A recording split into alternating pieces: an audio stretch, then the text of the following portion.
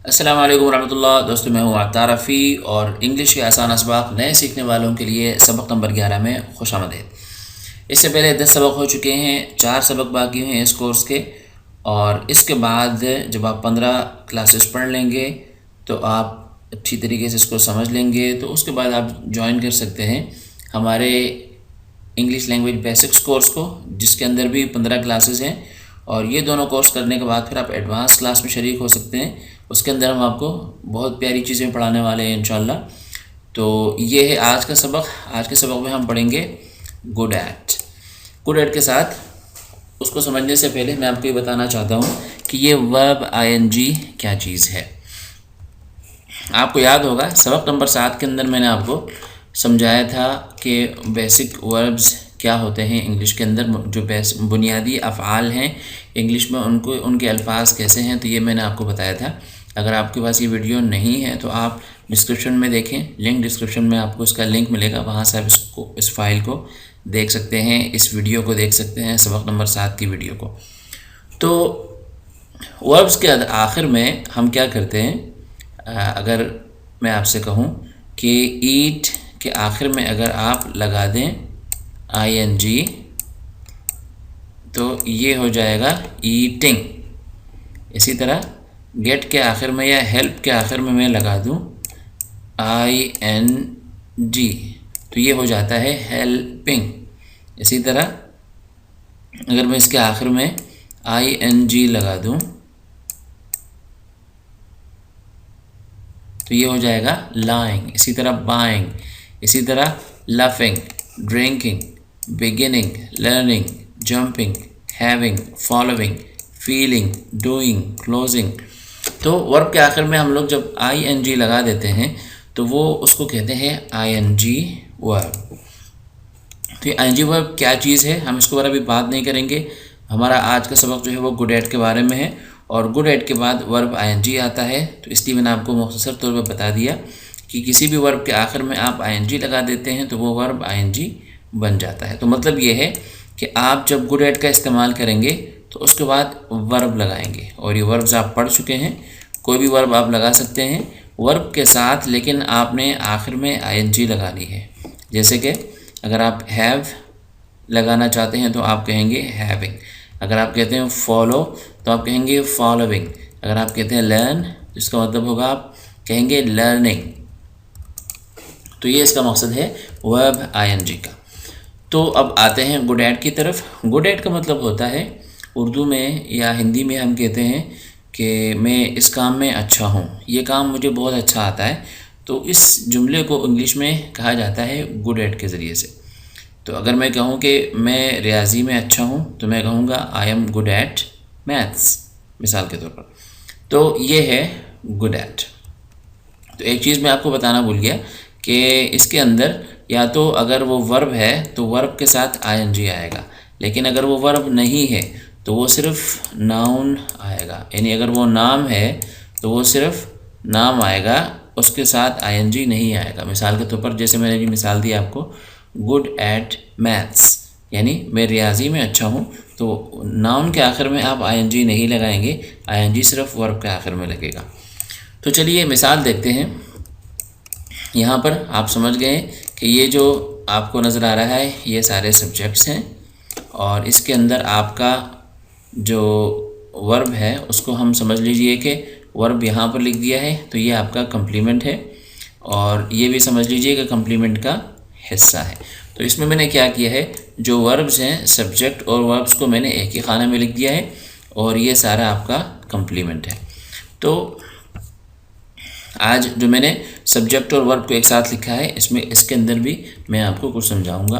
तो बहरहाल ये हमारा आज का सबक है। तो शुरू करते हैं। आई एम जो वर्ब, तो जो वर्ब है वो आपको नज़र आ रहा है कि आई के साथ मैंने लिख दिया है एम और ये जो निशान है इस निशान को कहते हैं अपोस्ट्रोफी। इस निशान को आप छोड़ दें। बहरहाल कहने का मकसद ये है कि आई एम को अगर आप मुख्तसर करके लिखना चाहें, छोटी शक्ल में लिखना चाहें तो उसको लिखा जाता है इस तरह।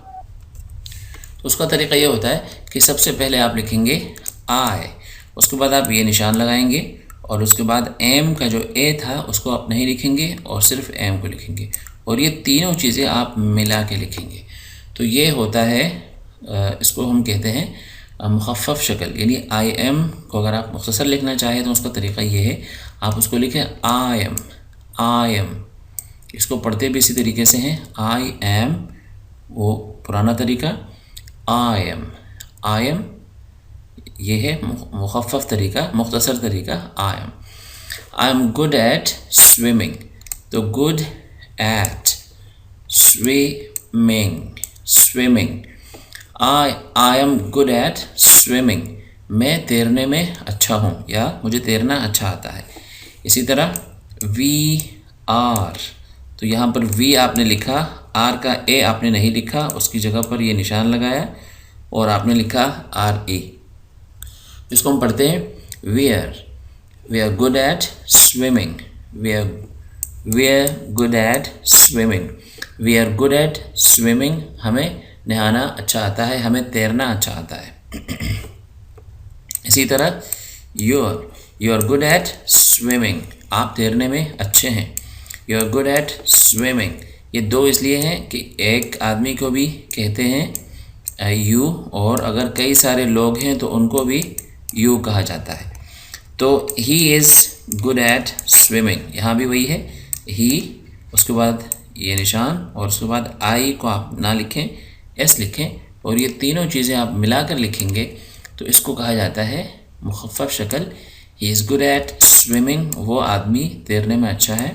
She is good at swimming, it's good at swimming, यहाँ भी वही इट इज़ था तो ये हो जाएगा it's good at swimming. Kashif is good at swimming, Imran and Junaid are good at swimming. आपने नोट किया होगा कि जो नाउन के साथ जो वर्ब होता है उसको हम मुखफ़फ़ नहीं लिख सकते, उसकी हम मुख्तसर शक्ल नहीं लिख सकते। तो जो प्रोनाउंस के साथ हम लिख सकते हैं, नाउन और उसके साथ हम नहीं लिख सकते। इसी तरह देयर गुड एट स्विमिंग, यहाँ पर भी दे, ए आपने नहीं लिखा, उसकी जगह कॉमा लिखा और आर ई, तो they are they're, they are पूरा, देयर ये मुख्तसर शक्ल। तो they are good at swimming, उन सबको नहाना अच्छा आता है। तो ये थी जी जुमले जो गुड एट के साथ जब हम वर्ब आईएनजी लगाते हैं तो क्या उसका नतीजा निकलता है, ये आपने देखा।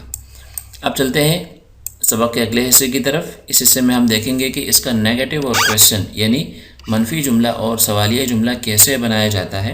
तो ये पॉजिटिव जुमला है, they are good at swimming, वो लोग, वो सारे लोग तैरने में अच्छे हैं, उन्हें तैरना अच्छा आता है। उसका नेगेटिव हम बनाएंगे उसी तरीके से, आर के बाद हम लगाएंगे not, they are not good at swimming, वो सारे लोग तैरने में अच्छे नहीं हैं।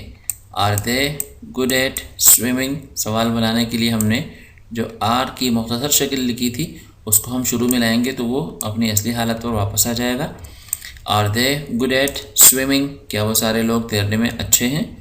तो ये आपने सीख लिए 3 जुमले हम किस तरह बनाते हैं इंग्लिश में, गुड एट के बारे में अगर जुमला बनाना चाहें तो कैसे बनाते हैं। अब आइए मज़ीद कुछ मिसालें देखते हैं गुड एट की। आई am good at drawing, I am good at drawing, मैं नक्शे बनाने में अच्छा हूँ, मैं ड्राइंग में अच्छा हूँ।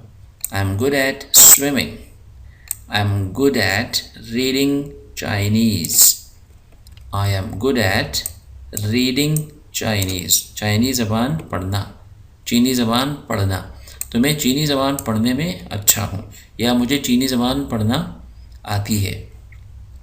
आई एम गुड एट राइटिंग, मैं लिखने में अच्छा हूँ या मेरी लिखाई अच्छी है। तो आप इसको उर्दू में इस तरीके से भी बोलते हैं, मेरी लिखाई अच्छी है, जिसको आप इंग्लिश में आई एम गुड एट राइटिंग भी कह सकते हैं। आई एम गुड एट कुकिंग, मैं खाना पकाने में अच्छा हूँ या मुझे खाना पकाना अच्छा आता है। आई एम गुड एट तजवीद, मैं तजवीद में अच्छा हूँ। तजवीद का मतलब होता है कुरान करीम को, जो मुसलमानों की किताब है उसको जो अच्छे तरीके से पढ़ सकता है तो उस अंदाज़ को कहते हैं तजवीद से पढ़ना। तो आई एम गुड एट तजवीद का मतलब ये है कि मेरी तजवीद अच्छी है, मैं तजवीद में माहिर हूँ।